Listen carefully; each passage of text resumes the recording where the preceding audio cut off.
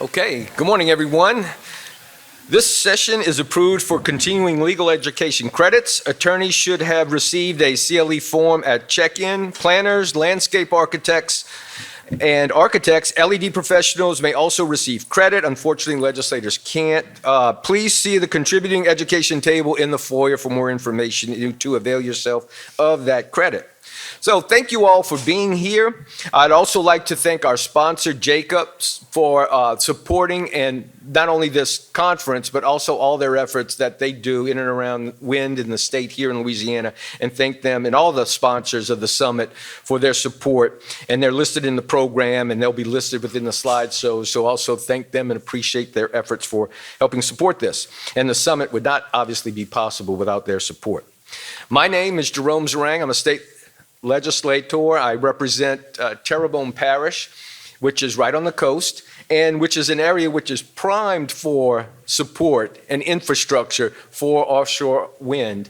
And we were fortunate enough last session to pass some legislation to allow the state to start lease sales for offshore wind. And our goal is to have the first wind turbine in the Gulf of Mexico and state waters off of Louisiana, and we're working desperately hard to make sure that will happen. So I'm proud to have been a part of that and continue to work in support of wind, because it's important not just for our region, but for our nation and for the planet. So let's talk about the bios of the panelists that we have here. We have Mr. Michael Wilkes is on the panel. He's with Offshore Wind Lead. He's the Offshore Wind Lead for North American Energy and Power for Jacobs. Michael leads Jacobs' offshore wind strategy for North American market. He has been involved in OSW projects across 3 continents: North America, Europe, Australia, and all coasts of the U.S. We have Max Taffet, who's the Senior Vice President of Offshore Wind for Port New York City Planning. Max is an urban planner who is implementing waterfront projects for New York City Economic Development Corporation. And as Senior Vice President of Offshore Wind and Port New York City Planning, Max focuses on implementing New York City's climate and offshore wind goals. And we have Ms. Salem Habte. I was close, huh? Yeah, you got it. All right. Who's the Energy Inclusion Associate for GNO Inc., who's been a big part of getting and advancing offshore wind and other things here in Louisiana. Salem leads GNO's efforts around diverse workforce development and entrepreneurial advancement in the energy sector. And so now I'd like to kick it off and invite Michael to come present the first presentation.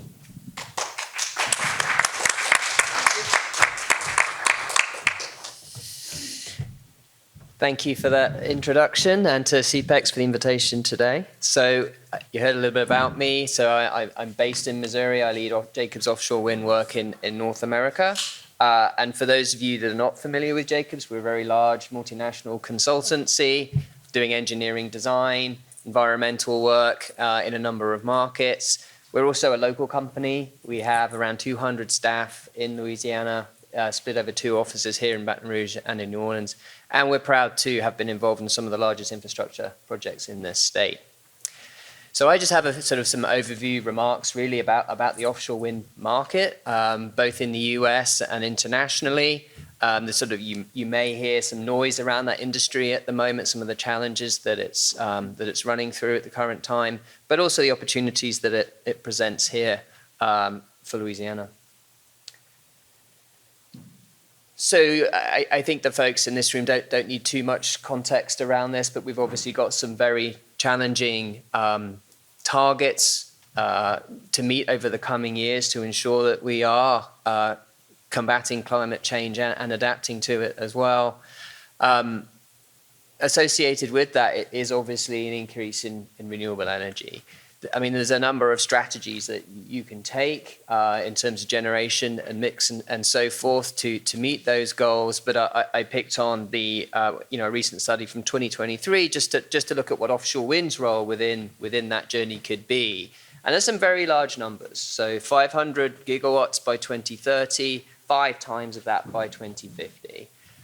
We're a long way away from that at the moment. As you can see, only 10 gigawatts commissioned last year, bringing us to around 75 gigawatts globally. The technical potential is huge, so nearly 1,000 times that. But technical potential is a pretty high level perspective. So this is around, a capped at certain depths and certain distances from shore.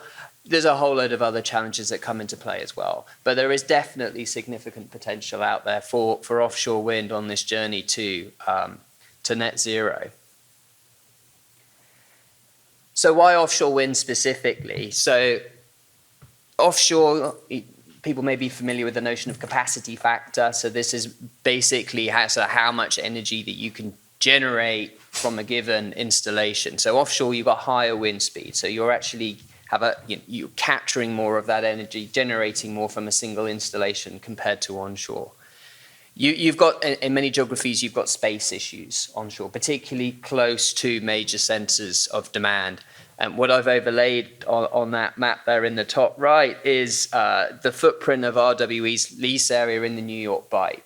So I think it's nearly 200 square miles. It's generating 2.5, 3 gigawatts of power.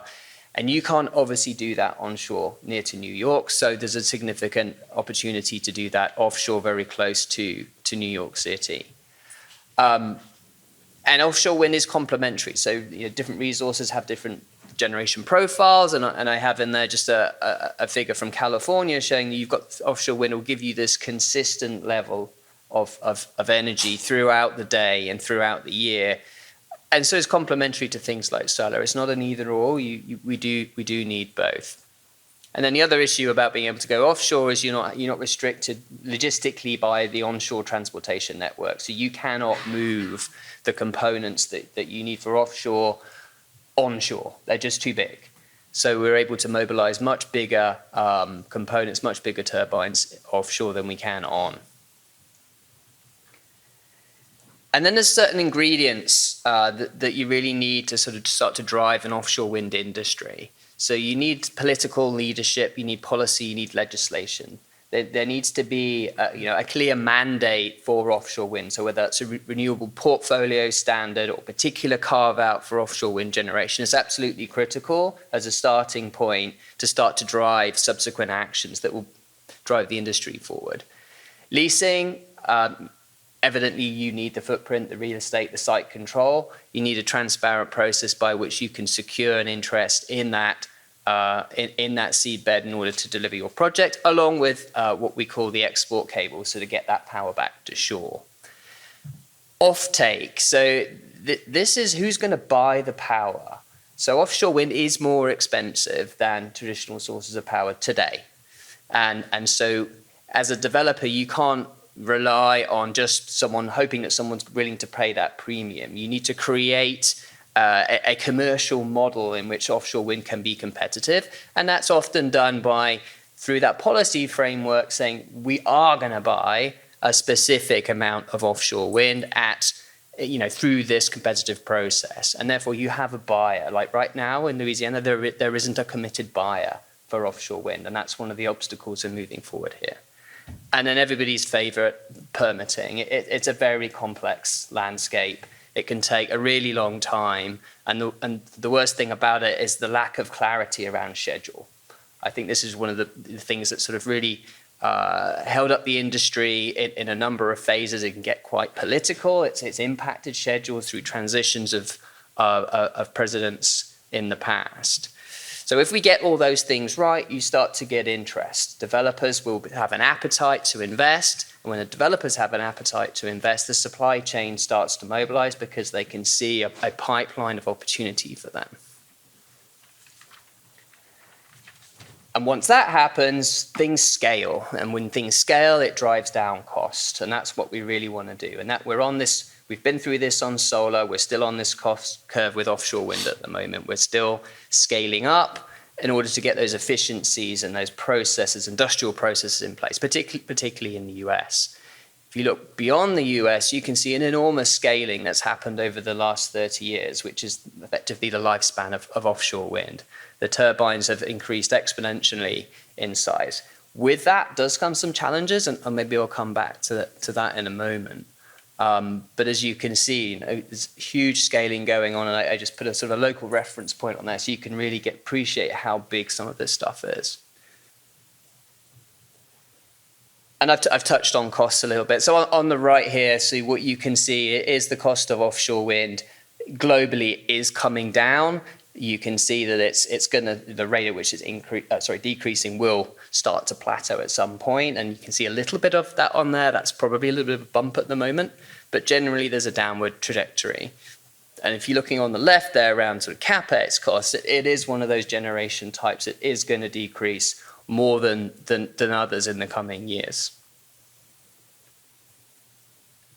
And then this is the other benefit around offshore wind, and we've heard a lot about this in this state in particular. And there was a report released this week led by Pew, supported by CPEX, around the opportunity that offshore wind has for Louisiana, and that's around the supply chain. So, this is a maritime state, very comfortable with construction at sea. That drives significant potential economic benefits, jobs, sustaining coastal communities through providing long-term quality jobs. The image, again, this is probably a couple years old now, but this is something that was produced when BOEM, who is the offshore regulator and sort of tenant, if you like, of the offshore, they produced a number of statistics around the number of jobs that would be realized through the leasing program that they have. And it's tens of thousands of jobs, which drives tens of billions of dollars in the supply chain as well. So the global picture. So the base map on this is from the Global Wind Atlas, which is basically showing where are the windiest places. So generally, as you move north and south away from the equator, the wind speeds are higher.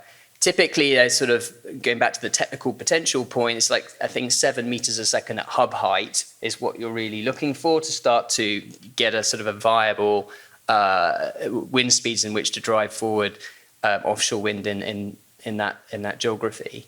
The principal markets today are those circled in black. So Europe and Southeast Asia. Most of Southeast Asia is China, and they respectively have about 30 gigawatts installed capacity at the moment. In the coming years, the US will be increasingly an important player. It's not going to catch those regions up for a little while yet. But there are then a number of other nations or regions on top of that are also, showing significant interest in offshore wind. So India, for example, huge potential, particularly to the south of the country. It's starting to embark on a procurement of offshore wind. Brazil, there's an enormous amount of interest in Brazil. Dozens and dozens of lease areas are being promoted at the moment. And then in Australia as well. So it really is becoming a global industry. And one of the interesting things about the globalization of it is it allows, again, efficiencies in the supply chain, particularly things around vessels who may work in the northern hemisphere of half of the year and the southern hemisphere another half of the year, because you just can't construct in all seasons for various reasons. The project pipeline. So I mentioned the figure of, I think, 500 gigawatts by 2030, which is hugely ambitious. The pipeline there tells us that we're not too far off having, I would say, sort of imagine that amount of projects, but many of them, so on the right-hand side here, planning, they are at a very early stage of development. It's typically going to take up to 10 years to actually realize a project. So we really need to start pushing a lot of those projects through that pipeline if we're actually to realize that installed capacity by 2030. So planning is, we're thinking about it, site control, the leasing has happened. Permitting, again, you can almost see the bottleneck a little bit in there. And then as we move, right down to the left there, that is what is actually operating at the moment.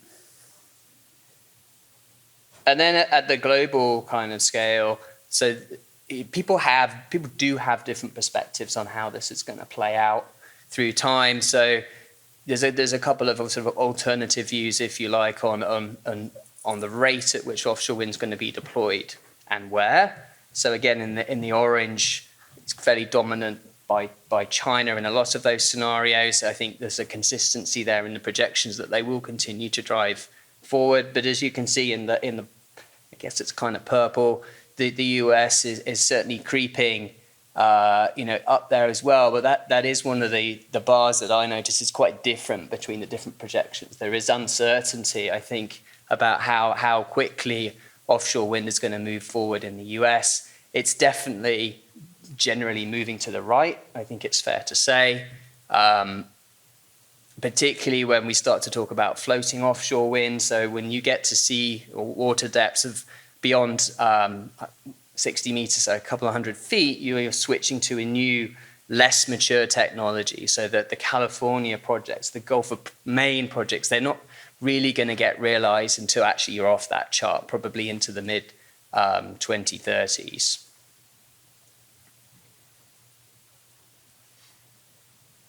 Challenges and opportunities.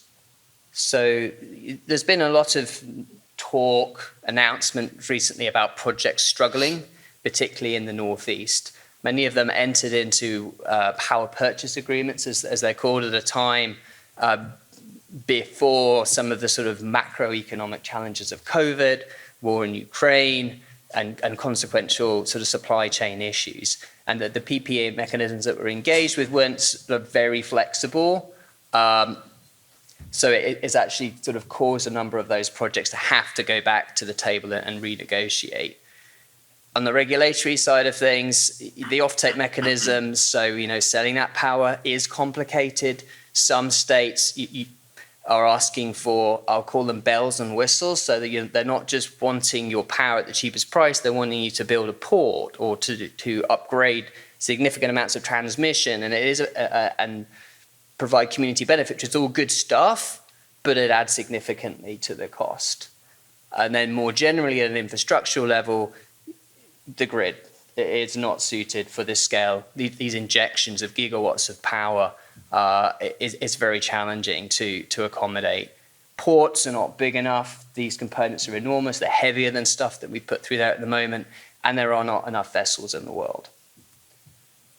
Opportunities, this slide's out of date. So as of this week, we do have a new leasing schedule from BOEM, who's saying they're going to keep making more real estate available, which is good. I think the PPA processes, they're sucking money out of the industry to some extent, particularly when the leasing process is sort of sucking money out of the industry. So we got to a point in New York where it was so competitive that people were spending $1 billion on the seabed. And who's actually going to pay for that? The ratepayers. Is that the right way forward? I don't think it is. So I think we need to find different ways of awarding leases that perhaps recognize the quality of the project and not just the dollars there. So again, this is sort of responding to some of the challenges that we have. So can we do bigger and better things on the grid? Can we connect the states together to be more efficient in the transmission build out? We definitely need to continue to work on ports. It's challenging in the US. The opportunities that we have for ports, they're just much, much smaller than what you see in Europe. So European ports serving offshore wind at the bottom, US ports, it's a very different model. It's challenging. But coming back to Louisiana, final slide here, there is a significant interest in offshore wind in this region. We have federal leases, we have state leases, we have BOEM saying it wants to run a lease auction every year for the next 3 years at least. We have a goal to procure a certain amount of offshore wind. There's a high demand for power in industry here, and there's a significant economic opportunity. So there's a huge amount of carryover from the skill sets that we have here that we can repurpose into offshore wind. So there's a huge potential here, but I would say it's probably not going to happen overnight. Thank you.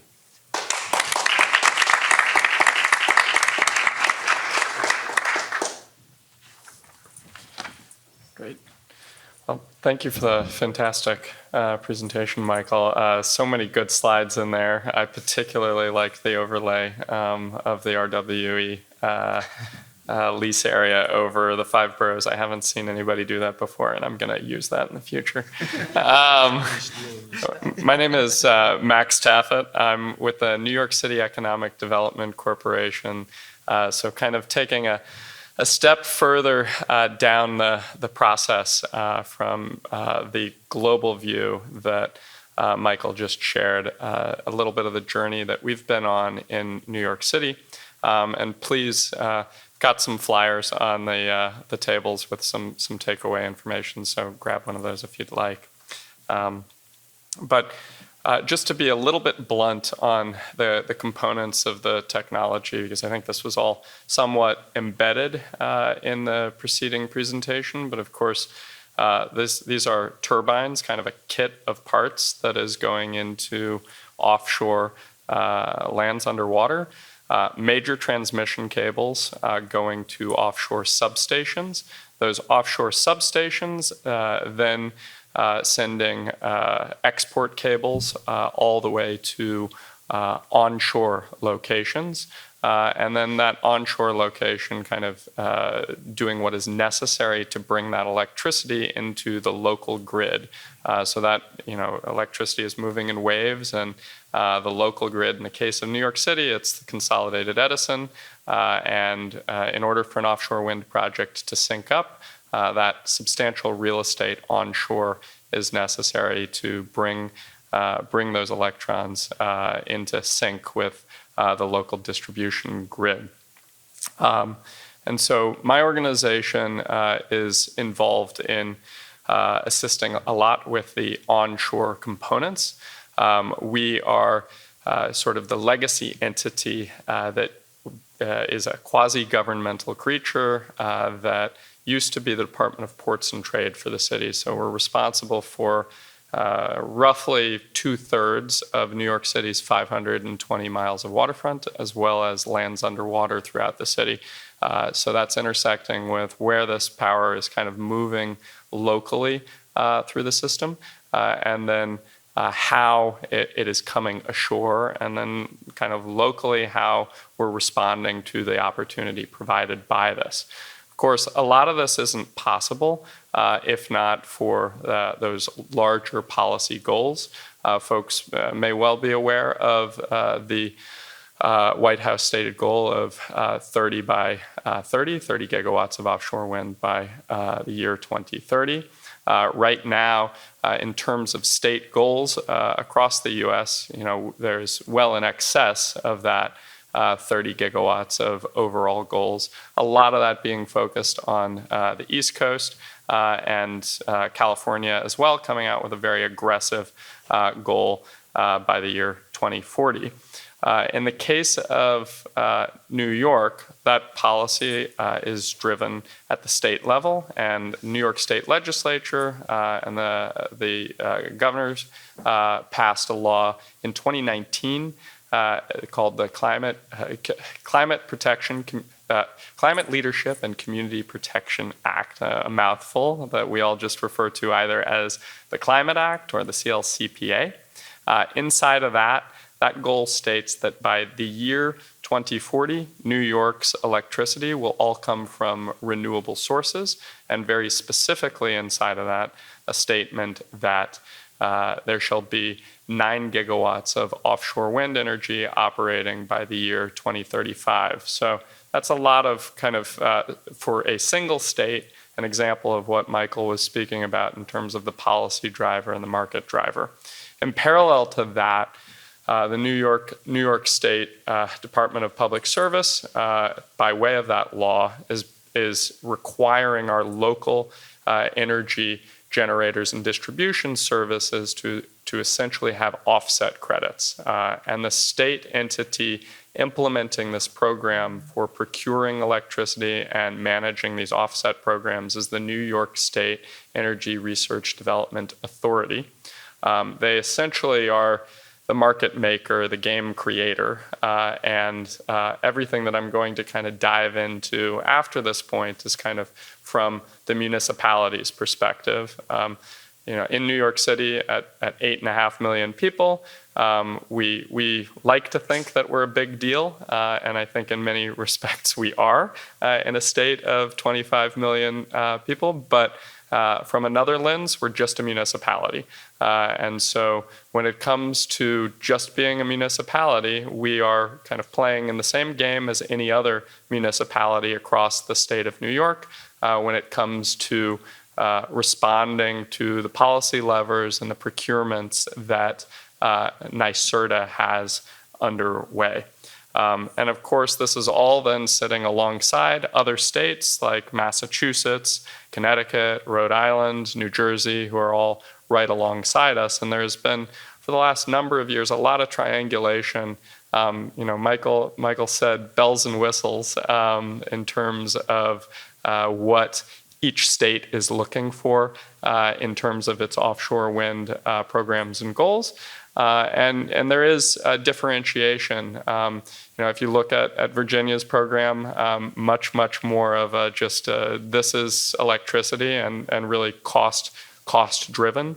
I would say in the context of New York, we have a unique situation where our transmission system, our independent system operators sort of coterminous with the boundaries of the state. And so our Department of Public Service and our legislature, when it comes to putting these policy goals in place, is very fixated on the fact that part of the social contract here is localization of opportunities from a manufacturing standpoint. There's a recognition that the cost of this electricity will be more, and in some cases substantially more, and that's going to be borne by ratepayers. But that is worth it because of the political imperatives around climate protection, as well as the job opportunities and the economic development that comes with advancing these heady goals. I would say, in New York, we feel like our 9 gigawatt goal is real here on the board, and we are working our way towards it. I think compared to a number of other states up here with lofty goals, some are just more kind of aspirational in making sure that when you see this slide, you see a big number there. We are regularly working towards that 9 gigawatt goal. We've been sort of halfway there at certain points and then needing to reassess those procurements, but are beginning to very much have steel in the water already and in coming year. So this is a localized zoom in of the lease areas up and down the East Coast. Beyond 3 miles offshore is all federal waters for these states. And so, arguably any one of these lease areas could provide power into any one of the adjacent neighboring states.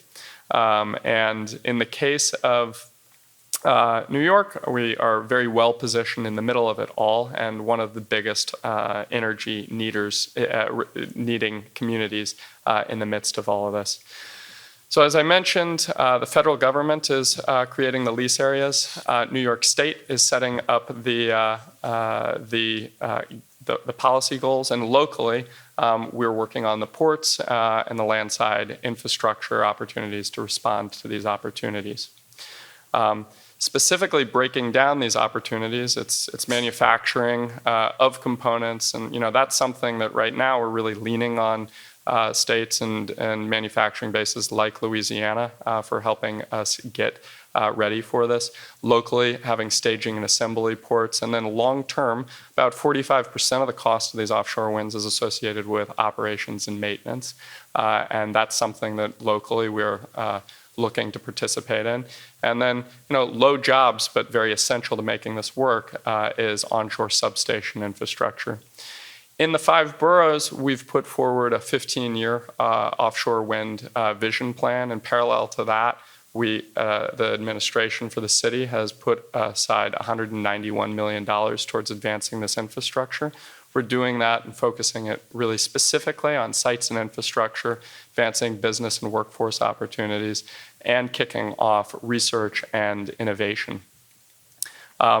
We're starting with that infrastructure with the South Brooklyn Marine Terminal, a 73-acre site in the heart of Brooklyn, based off of the competition imperative that was set up by NYSERDA. We've leveraged that into major commitments by an offshore wind developer, Equinor, who is rebuilding this infrastructure. They've hired Jacobs Engineering, actually, to be the designer of all of this, so lots of interface with them on a daily basis. And as a part of this, the city and the Economic Development Corporation has obtained a number of commitments to build the workforce surrounding this and bring local community benefits to the surrounding community as this port facility comes online. This is what it's going to look like. That's staging and marshaling on the left side, operations and maintenance in the middle, and then on the right, you see that point of interconnection. As a part of all of this, we have put into place specific commitments around MWBE participation in that construction. And then we are setting up programs such as a waterfront pathways to bring more firms into this waterfront construction industry. We're kicking off manufacturing and supply chain training in order to make folks aware of the types of opportunities in the offshore wind industry, and most recently issuing RFPs around attracting innovation hubs to the Brooklyn waterfront. Lastly, a lot of this requires ensuring that there is awareness with the next generation, because these are long-running projects. The permitting takes a long time. So when it comes to the actual operations and maintenance going on, we really need to be starting with high school students. We are actually already beginning to see New York City high school students coming down to Edison Schwest training facility. Edison Schwest has one of the contracts with Equinor to be providing long-term operations and maintenance through offshore wind maritime career awareness fairs, through kind of summer of offshore wind events at beaches across New York City. We are reaching out and making sure folks understand what is coming when it comes to this emergent industry. It's a long road. This is just for one project, but Equinor obtained their lease back in 2016 and has been in a federal permitting process essentially since then. I can happily say that we are very much on the cusp of starting construction. I think in weeks, if not days, there's going to be major announcements around starting the construction of the port facility in Brooklyn. This is not a journey for the faint of heart, but it's utterly essential in terms of bringing this electricity online. And when it comes to New York City, that picture of the RWE overlay onto the 5 boroughs, it's just, there's not enough space for other sources of electricity. We need offshore wind when it comes to these dense East Coast communities, and really have no choice but to continue on this journey. Thank you.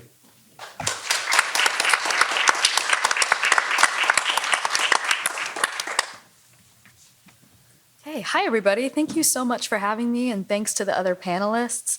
My name is Salem Hopday, and I work with Greater New Orleans, Inc. I'm so excited today to be talking a little bit about a localized perspective of the state of offshore wind in Louisiana and all the things that my team is doing to make sure that we have the most prepared workforce for all the demand regionally and to power this industry across the country. And so my focus is energy workforce. So of all the programs I kind of get to run over with y'all today, I have the privilege of working with community colleges and universities in bringing those programs to life.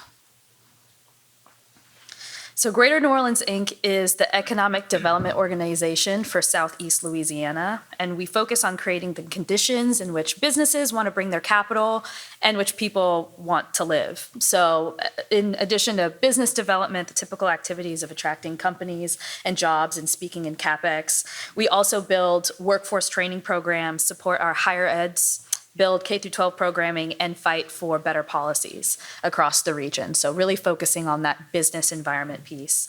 With energy being the industry, or the key industry that is in our region, our future energy team focuses on diversifying the landscape with clean and renewable sources. Our flagship program within this work is called Asia the Future. In 2022, we applied for the EDA's Build Back Better Regional Challenge with a vision for preparing our state for our upcoming clean and renewable energy transition, namely by growing the use and knowledge about green hydrogen to decarbonize our industrial corridor. So we won the award for $50 million, and we're matched by the state by an additional almost $25 million. And so what we and 25 other organizations across South Louisiana are doing with this money now is developing energy business, strengthening our university R&D capacity by funding test beds, and training our workforce. So most of the initiatives I'll tell you about today are powered by H to the Future. We also lead the GNO Wind Alliance. The Wind Alliance is a collective of more than 250 different companies with a shared vision for the role that Louisiana can play in the emerging offshore wind industry. We have monthly events where we give a comprehensive view of what's happening in the region. And this is a non-comprehensive snapshot of our membership. If you're not a member or you're curious about this group, I highly recommend membership. Go ahead and look us up. It's definitely an open table. And if you want to know what's happening in the region, we really do a good job of keeping you all aware. Okay, so Louisiana has been a key player in the growth of offshore wind in the United States for many reasons. 26% of offshore wind contracts that have been executed up until this point have been with Louisiana-based entities because our companies have worked offshore for decades in oil and gas. So we have the manufacturing, construction, and engineering skills to work on offshore projects. And we've lent those skills to the country's first major offshore wind farm in Northeast, the Block Island Wind Project. So I know it's small up there, but you can maybe see companies that you recognize who provided their expertise in the engineering, the surveying, the foundation fabrication, and more. The state's climate action plan sets an offshore wind power generation goal of 5 gigawatts by 2035. And with the project scheduled, they will get us halfway to that goal, with more to come. So I mentioned that a lot of this work is powered by initiative H to the Future. So what's the relationship between offshore wind and hydrogen? To put it simply, hydrogen is the molecule that powers our state's industrial corridor. It is an extremely hot commodity here. And Louisiana uses 30% of the country's hydrogen, industrial hydrogen, so more than any other state. We currently get this hydrogen from fossil fuels and the reformation of natural gas. And so it's in our best interest and the country's best interest to find cleaner ways to produce it. So that's where wind power comes in. You can see from this diagram, the power generated from wind turbines can then be used to power an electrolyzer, which splits hydrogen and oxygen, which then sends the hydrogen through our existing pipeline network to power industry. And so this is a green process and has the potential to cut our carbon emissions, protect our environment, and provide jobs. So this is the application of offshore wind we'd like to get to with H to the Future. So an overview of what's been happening in the region. Last August, BOEM conducted the first offshore wind lease auction in the Gulf of Mexico. There were 3 lease areas for sale, 1 off the coast of Lake Charles and 2 off of Galveston. The Lake Charles area sold to RWE for $5.6 million. And the resulting build-out will result in about 2 gigawatts of clean energy. And so that build-out will happen from the next 5 to 10 years. The 2 Galveston areas didn't sell, and this is important to note, just to really emphasize that state leadership is important when it comes to a lease area selling. So Texas leadership made it really clear that they weren't as interested in offshore wind or offtake of that power. And we work together. We obviously have our 5 gigawatts of power in our climate action plan. So we made it a priority as a state. And then our companies and suppliers work together to really be extremely active in this process. At the same time, our state is leading the charge in commercial nearshore wind developments, As you can see here, we have 2 projects underway, one from Vestas or Cajun Winds, and the other with Diamond Offshore Wind. So we're taking agency on rolling this out, not simply relying just on federal auctions, but exploring this in the waters that we can manage. So by being first in this space, we also have to be a leader in doing this responsibly and taking into consideration environmental impact. Just this last month, BOEM initiated the next offshore wind lease auction in the Gulf, which is targeted for this September. And this makes the Gulf the first region in the U.S. to be moving towards its second auction. And so this was made possible by BOEM doing a programmatic and region-wide historical assessment to clear more areas in advance. And that's pretty new. So NOAA was involved in these environmental assessments. And so these areas are really close to the coast of Louisiana, which is exciting to note. The Wind Alliance and GNO Inc. and countless other companies and entities provided recommendation to our regional office, which really played a part in how BOEM has moved and how these new auctions are coming to the forefront. So now we get into workforce. The skill sets that our workforce uses in oil and gas are largely the same skill sets needed for offshore wind. So like construction, welding, pipe fitting, vessel manufacturing, operation, surveying, and more. These are skills that we're really good at as a state, and we can really lend this. These are skills that have high transferability to the offshore wind sector. So if we reach the scenario where we reach our state's wind power generation goal and we export our talent to projects in the Atlantic in the meantime, we're looking at 3,700 job opportunities provided to Louisianians by 2031, with trade skill positions being the largest chunk of that number. 60,000 people who are in this workforce already have transferable skills to the offshore wind industry.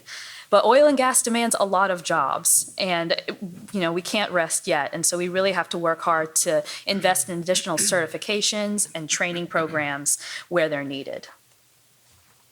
And that's exactly what we're doing. And so through H to the Future, we're powering curriculum updates and net new programs across the region to train and upskill our workforce to be prepared for offshore wind developments.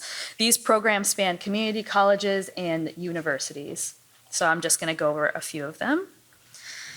So we're working with 8 of the 12 Louisiana technical colleges to expand current training offerings. So this has taken different shape from school to school, right? And so, for example, at Baton Rouge Community College, we're expanding their capacity at their amazing welding and electrical programs because we know how useful and important those skills are going to be, and they're extremely transferable. And so this is kind of the work we're doing across the board.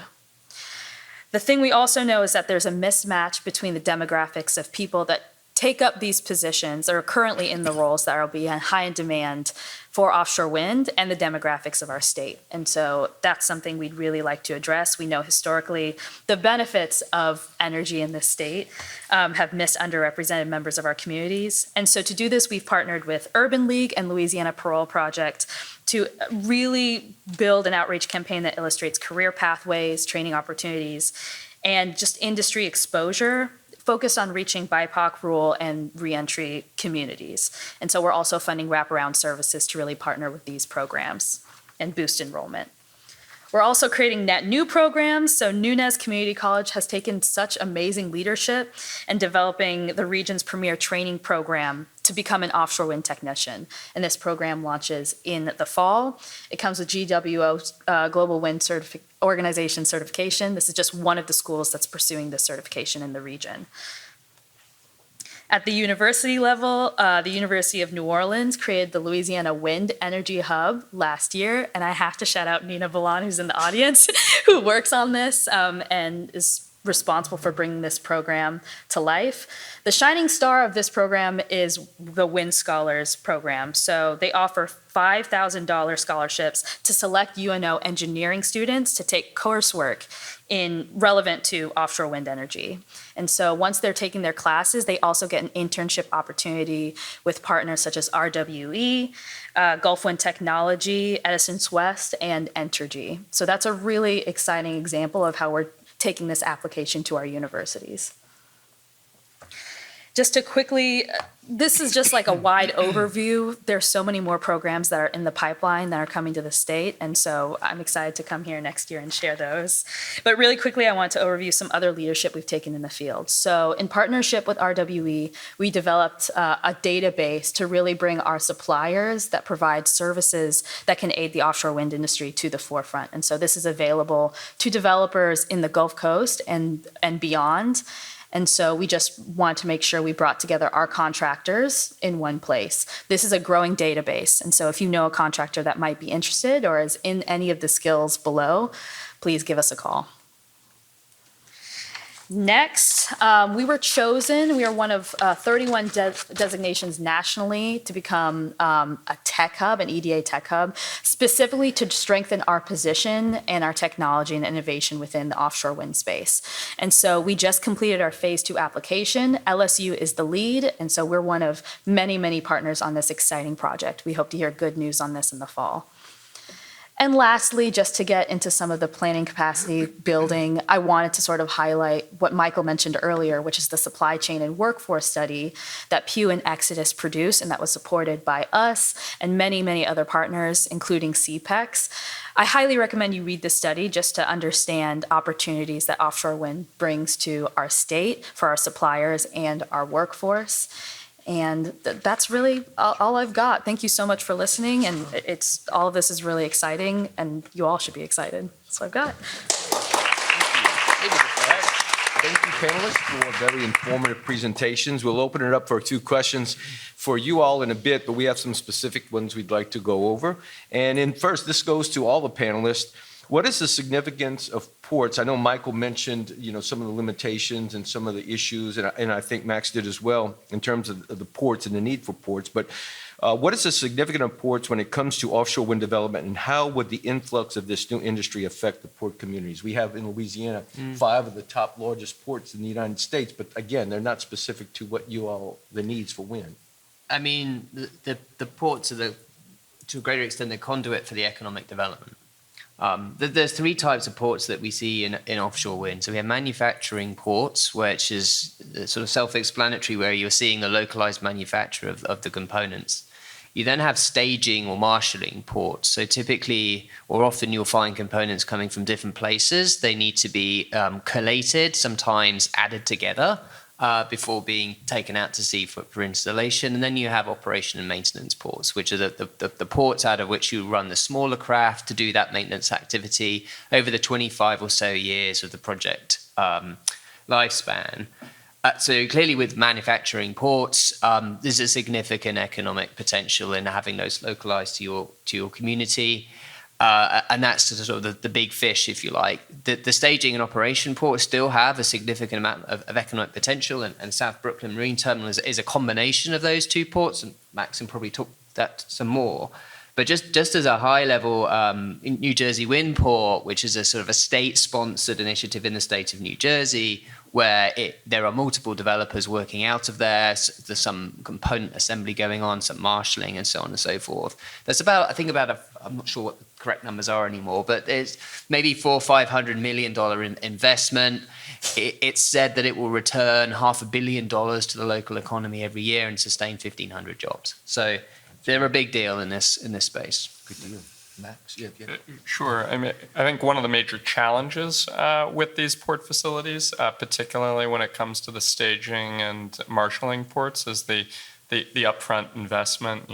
As Michael just mentioned in South Jersey, that was 30 acres that they basically built out of soggy wetland area at a cost of $627 million. In South Brooklyn, we're looking at comparable ranges of costs, in that case, for what's going to be 45 acres or 63 acres of dedicated staging and marshalling space. Part of that is we need 6,000 pounds per square foot on wharf structures, and that's just simply to be able to lift monopiles and stage them out of the facility.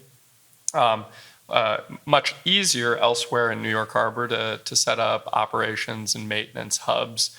Those don't have those same sort of challenging upfront costs. But in Louisiana, having taken a tour of a couple of facilities, seeing the port capacity at in Avondale, I believe. Port Fourchon. And Port Fourchon in terms of operations and maintenance there, as well as non-air draft constrained possible expansion areas. It is an upfront investment, and you don't get to start this without having that. And One thing that in seeing the Port Fourchon sort of discussion was pretty inspiring when we look back at New York Harbor is that process started in the 1960s, and as a little bit of a field of dreams, build it and it will come, without making these investments like New Jersey's making, like we are making in New York Harbor for that staging and marshaling. It isn't possible then for the next project after our first project to know that they're going to have a port facility there and ready to go. Which is important. That's one thing we do know how to do is build on soggy wetlands, I can promise you. Salam, do you want to comment on ports? Are you good? I think I'm good. Okay, great. We'll have questions for the panelists specifically as well. For Michael, we'll start off with you. What lessons from the international offshore wind community would be best to transfer to our domestic landscape? I mean, every country's done it differently, and not everything will work everywhere. I mean, I touched on a little bit of this in my presentation. I think if I think about the UK specifically, what's holding it back now is interconnection. It's very challenging to get that scale of development into a transmission grid that was not set up to deal with that scale of energy being injected in the locations that it is. We're almost turning the grid inside out in a sense, so the generation's been inland, deep inland, associated with coal and so forth, and now we're trying to send power in completely the opposite direction. But I think grid planning is key. I think what we also see as the industry matures as well, significant constraints around the landfall situation. So the point at which cables come to shore often can be quite controversial in communities, and there's nothing more controversial than repeatedly coming back to the same community and saying, we're going to dig some of this back up again and put another one in, and so on and so forth. So in the UK, we got to a position, certainly on the project I worked for, that we were able to put in spare conduit. So we weren't being so disruptive in future projects. And it's great to see states like New Jersey sort of recognize some of the challenges of bringing multiple projects ashore and prescribing corridors, least constrained, least impactful corridors to bring that development ashore, and even a stage beyond that, actually providing offshore outlets, if you will. So the developer only becomes responsible to get the cable plugged in, and then someone else is going to coordinate, and in a much more organized fashion, the connection of all that generation to the grid. Permitting, again, it's an industry in and of itself, I think, in the US, and it's very localized. It becomes very challenging to work through all the different tiers of government who all have their politics engaged in those communities and the challenges that they have.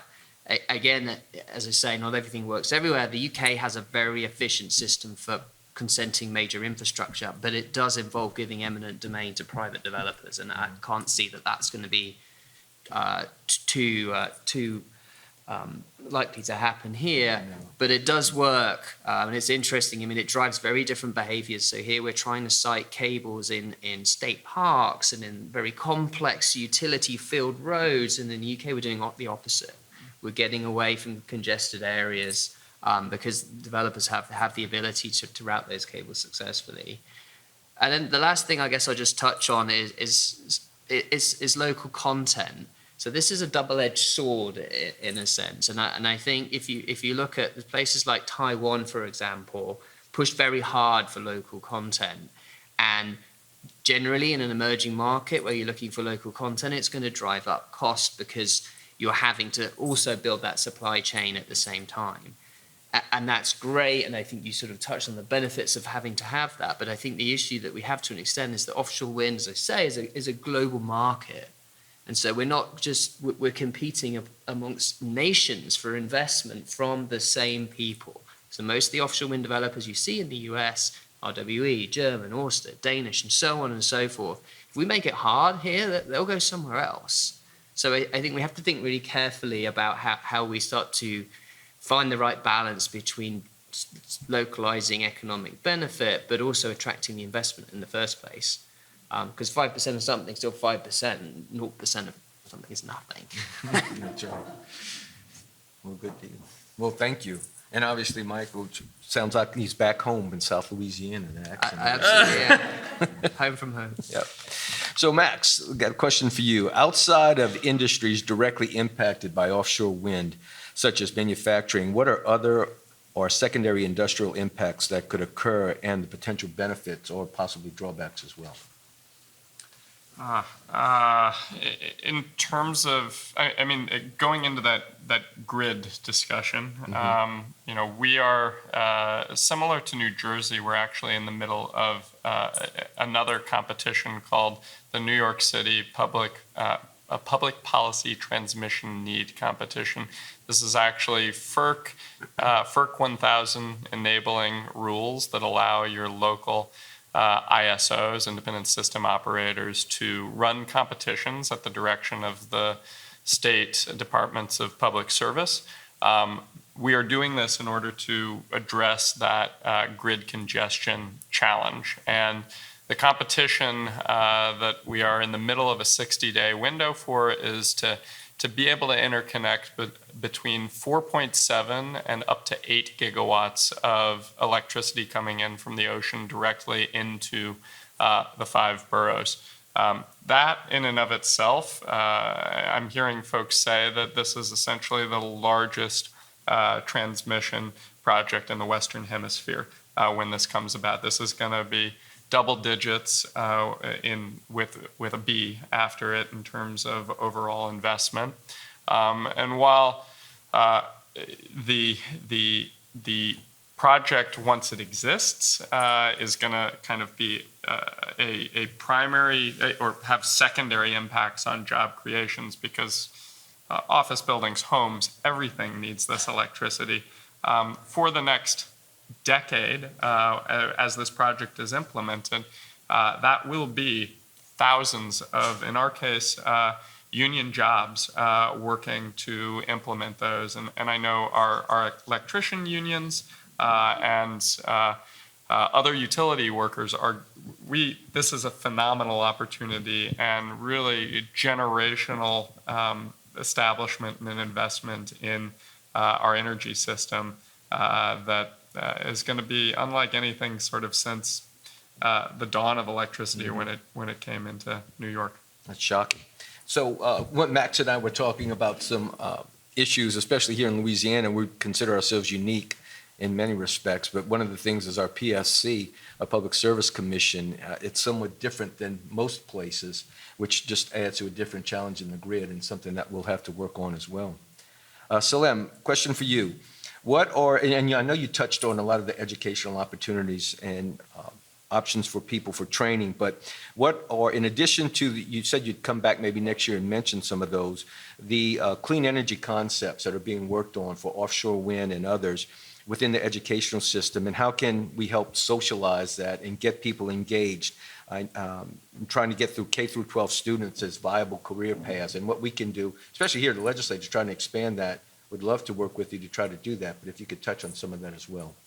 Sure. I think early on exposure is essential. If you have a company that gives a really cool presentation in your class, you're going to remember that, and you're going to remember that new technology. And I think there's a really exciting opportunity for developers in this space or technologists in offshore wind to really take command of the workforce of the region that they're doing business in.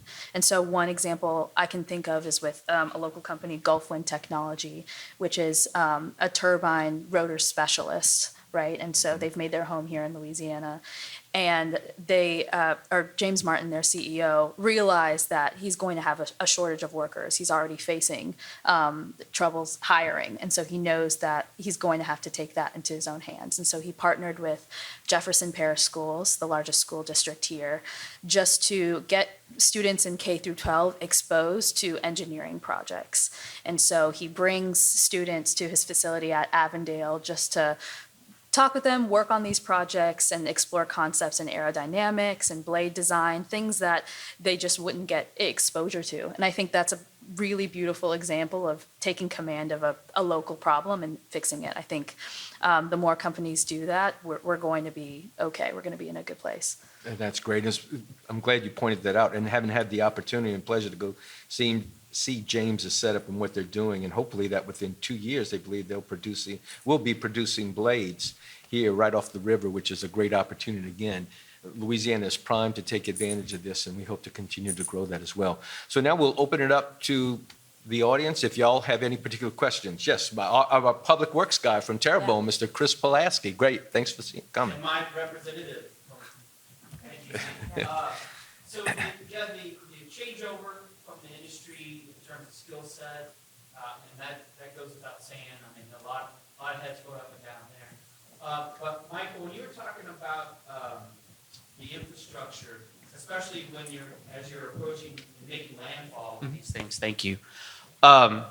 We have spaghetti of pipelines in the Gulf, especially in this area. And I wouldn't be surprised if a lot of them are just abandoned. They're not even functioning. So, and Z, this is as much for you too. I mean, so that we're not clearing out new corridors and digging up wetlands. Lord knows we're losing them fast enough as it is. Is there an opportunity to sort of take advantage of that existing infrastructure, just like we are with the skill sets and the manufacturing? Can we do that with the infrastructure that's out there, or at least the corridors that are there? And that's a great question. I'll touch on you. You want to go first, Mike?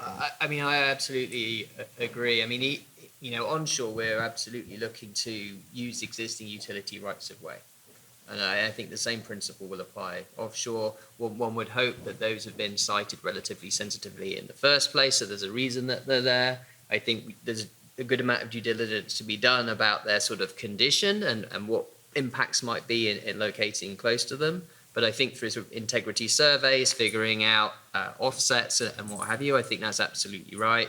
I think we need to figure out, the issue is like, where are we ultimately trying to get to? So we've got to figure out where we want to get to the transmission grid in the most efficient way. And we always want to reduce the number of crossings that we have to do. So if there is an arrow that's sort of roughly in the right direction, I think that's absolutely the way to go. But I think to Chris's point too, if you would see an overlay of the pipelines off the coast of Louisiana, the Gulf of Mexico, there is going to be crossings and multiple crossings in many areas. But I think, Chris, one of the most encouraging aspects that we're seeing is the oil and gas's participation and interest in participating in this technology, and also both connecting to utilize the energy for their structures offshore, but also taking advantage of the corridors that exist that we can then use to ultimately the cables that need to be placed. And we know how to lay pipelines, we know how to build the rigs, we also know how to lay cables. So I'm thinking it just fits into what we can do. But there is going to be that challenge, but I think there is a lot of interest to coordinate, to have multiple uses of those corridors. And as Mike said, the challenge right now is getting it on land and the substations and how to maximize that with the existing companies. And that's just going to be part of hopefully we'll work toward getting that in place. You had something else? I would just add, I mentioned the PPTN process, and essentially it's maybe next step on that, but the state of New York has done corridor cable studies as to what are constraints, what are opportunities. The conclusion of that is we have very limited real estate in order to get these cables, even just when you're talking about land underwater, and that's because of offshore shipping channels. We have container ships trying to get to the major terminals. You can't drop cables into the bottom of those because anchor snags, et cetera. I imagine very similar concerns here. So a major role from a public policy standpoint of articulating the challenges. What is taking place in New York is moving to the next step on that with the Public Service Commission exercising this PPTN tool.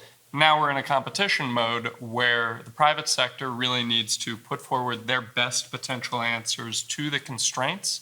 And then there is a process for reviewing what are the challenges and the costs associated with those best proposed solutions. And so a little bit of a hybrid of policy and then put it to these expert engineering firms and industry to put forward their best and most creative ideas to these really vexing challenges and questions. That's a good point. Thank you, Chris. Yes, Camille. Okay. Thank you all so much. I wanted to connect a couple dots from yesterday and today and then ask Max a question. Center for Planning Excellence, we're so excited about this, not just doing the holistic long-term plan, like being part of the long-term planning for the state, but because of what we see is the potential for the communities on the ground adjacent to this manufacturing build out. And Max and I met in Germany last year where we've seen places like Cuxhaven and Bremerhaven that 20 years ago were small fishing or small port communities. And today they have built an entire beautiful, attractive communities that everybody's flocking to because of all the expansion and opportunities around the wind sector. And so Max, as a planner, we're hearing about the population movement, what's happening, especially in our coastal communities, people moving north, lack of job opportunities. So how can we best, like just thinking 20 years out, around our land use planning and our community development, especially in our coastal communities, how do we use this as an opportunity to build more resilience and long-term economic opportunities and sustainability to our advantage? Sure. Complicated question, but I would say what we're seeing in Brooklyn and then also in Staten Island is really a revitalization of historic industrial waterfronts, building on the asset that is there from the standpoint of existing channels and waterways. But also leaning into the fact of, these are low-lying areas, frankly, to build them up and to make an investment in the underlying infrastructure that would allow for conversion to housing. That really in some of these spaces is not the best thing to do. And so in the case of South Brooklyn Marine Terminal, we actually have had community groups, a very vocal and impactful group called Uprose, local community advocacy group in Sunset Park, Brooklyn, that long has been articulating a vision of a green industrialization of the waterfront in Brooklyn. And really it was their work that was critical to keeping that space that you saw in that rendering available and ready to mobilize into the offshore wind space.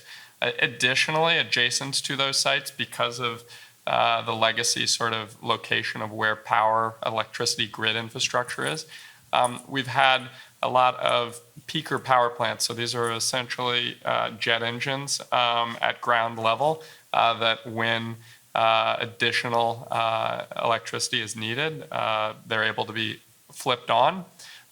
With this bringing in of transmission cables, additional sources of renewable energy, those peaker power plants are going to be able to come offline. That's going to dramatically improve air quality in the adjacent and surrounding communities. So it's sort of building on the legacy infrastructure, but also being smart about sea level rise that invariably is going to be happening. And recognizing, one of the things I find very interesting with port infrastructure is you have to have a certain reasonable amount of freeboard between a vessel coming in and the wharf structures. And so, yes, we're often having conversations about elevating infrastructure, but if we have this infrastructure that we can adjust to leverage for the energy transition, that's an important opportunity to lever right now, but also not setting up future problems in terms of we do desperately need more housing in a lot of places, but these port and marine facilities probably is not the best place to be doing it, and just the fact of the infrastructure that we need to build in order to bring sewer, power, et cetera, into those spaces that had been working waterfront. We have time for one more quick question before, y'all want to fight about it? No, just flip a coin? Can we both ask and then Oh, y'all okay. can respond to the one All you right. want to? I'm good with that. I'm good to share. Hi, Maya here. Question about investment. It's going to take a lot. It's going to be a long time. You know, this is a global market. It's going to be Wall Street investors. It's going to be all of this big stuff. Right now in Louisiana, I'm curious though, you know, and this is for Representative and Celine, but I'm also interested in Max and Michael's thought. What are the three catalytic investments right now that is needed to push this forward? And those might come in any form. Maybe it's, you know, philanthropic in terms of more workforce development. Maybe it's, you know, public-private partnership. But I'm curious, what are kind of the three catalytic things that you would like to see on the 5-year timescale? Did you? We got to hear the other question. Oh, yeah. Yeah. Pass. We'll pass. No, we're going to come back. Thank you. Yeah. You may not like this question either. I'm Jody Manali. I'm a community leader with Together New Orleans and Together Louisiana, and we formed the Public Service Citizens Brigade about a year ago, and we have been committed to bringing the voice of the ratepayers into the room.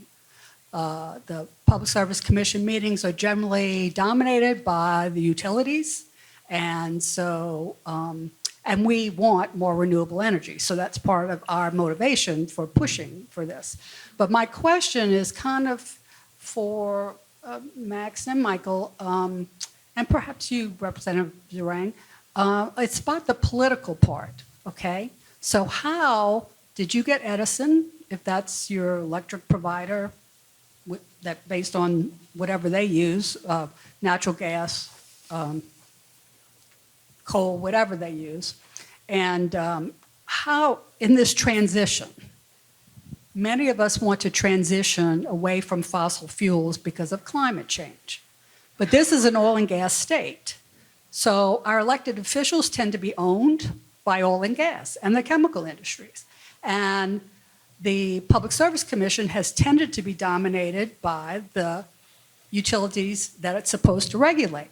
So what has happened, practically speaking, when you're trying to introduce offshore wind, where that production of energy is going to displace what your typical utility provider has been doing? It seems to me that there has to be a way for these utility companies to be able to learn a new way of doing business and partner and become partners in this transition process so that they can continue to operate as a company, but just transition into what they're doing and how they're doing it. So the goal is not to hurt them or to lose all that employment, but we want all their oil and gas to go away for our energy production. So how is that happening in the practical projects, your project in New York and the projects you've worked in around the world? How is that happening to get the utility providers who are in place now to work with getting the renewable sources introduced and adopted? Is there another question? No. So I'll just take a stab at those two, and then we'll quickly, though, because we have to transition to the next one.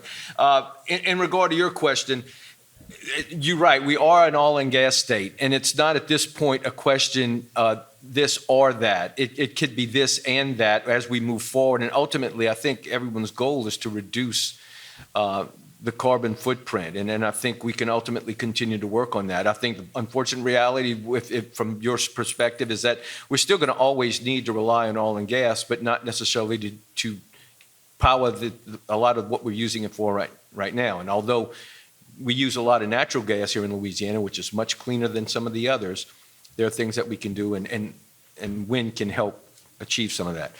In regard to funding and your question, the reality is right now, a lot of it is relying on some subsidies and federal support. I mean, obviously, we'd like to have industry just take over and be able to support their own interest as they move forward. But there's no doubt it's going to take government involvement. I think there should be some more. I think from the state's perspective, we've tried and we invested last session in helping the State Department of DNR continue to be able to support some of the efforts on state, what we can do from a state level. But I think from funding, we're still going to have to rely on some subsidies and support to be able to continue this technology. And I'll be quick, and if y'all want to chime in.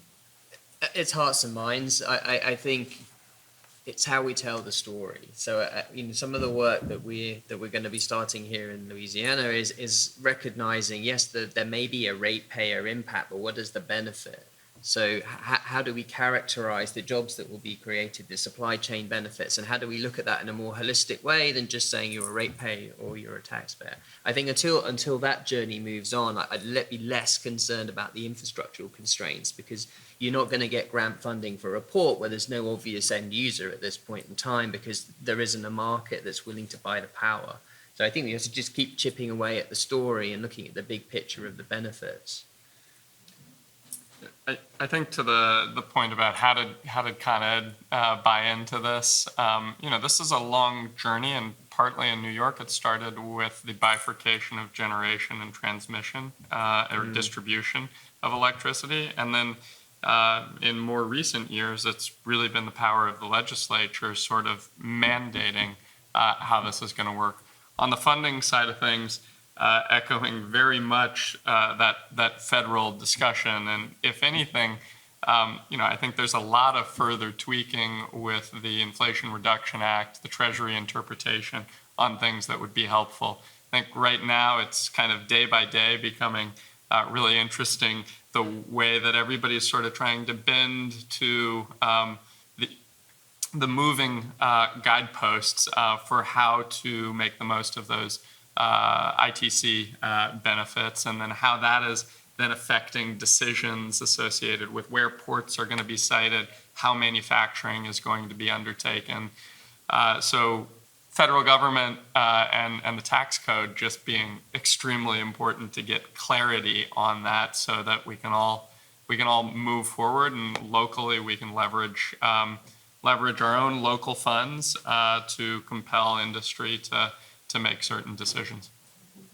And lastly, sort of to address your question, in addition to everything we mentioned up here as far as investment in workforce development, building programs for skills with high adjacency between oil and gas and the offshore wind space, uplifting our contractors and really making sure our supply chain is strong and at the attention of developers. I'd love to see more investment in technological innovation, specifically from Louisiana behind offshore wind, so that we're becoming leaders in that space. And that's on our universities. That's up to us to keep chasing federal funding in that and making sure that our R&D is strong, especially since the case for offshore wind here is unique. Our turbines have to withstand hurricanes.